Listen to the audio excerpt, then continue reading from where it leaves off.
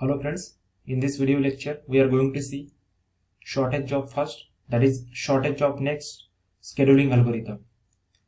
This shortest job first, that is shortest job next scheduling algorithm is non-preemptive scheduling algorithm.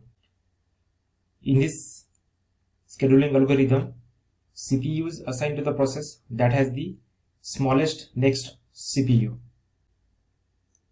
Merits of this shortest job first are it gives the minimum average waiting time, and this shortest job first scheduling algorithm is easy to implement in batch system where required CPU time is known in advance. And as far as the demerits are concerned, length of the next CPU burst must be known. Shortest job first scheduling algorithm is impossible to implement in interactive system where required CPU time is not known. Let's see the example of shortest job first scheduling algorithm. Consider the following set of processes with given arrival time and CPU burst time. Compute average turnaround time and average waiting time under the shortest job first scheduling algorithm. Here there are four processes: process P0, P1, P2 and P3, and the burst time is 5, 3, 8 and 6. In order to compute average turnaround time, we first compute the turnaround time for each process, and same is the case with average waiting time.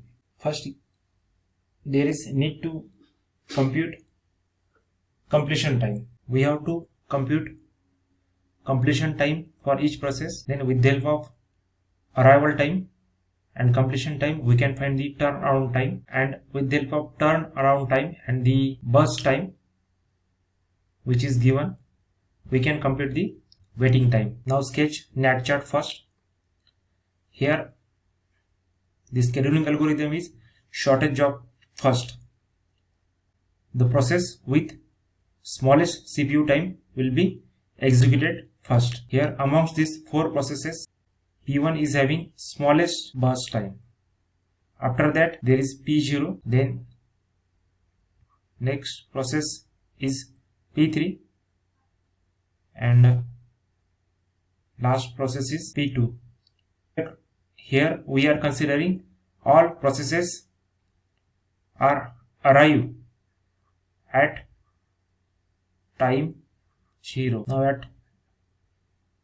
Now which process P1 will be executed first? P1 require how much time? 3 to complete. Then there is P0. P0's burst time is 5. 3 plus 5 is 8. Then next process is P3. P3's burst time is 6. 8 plus 6, 14. And last process is P2. P2's burst time is 8. 14 plus 8 is 22. With the help of this NAT chart, we can find that completion time for process P1 is 3. Completion time for process P0 is 8. Completion time for process P2 is 22. And completion time for process P3 is 14. Okay.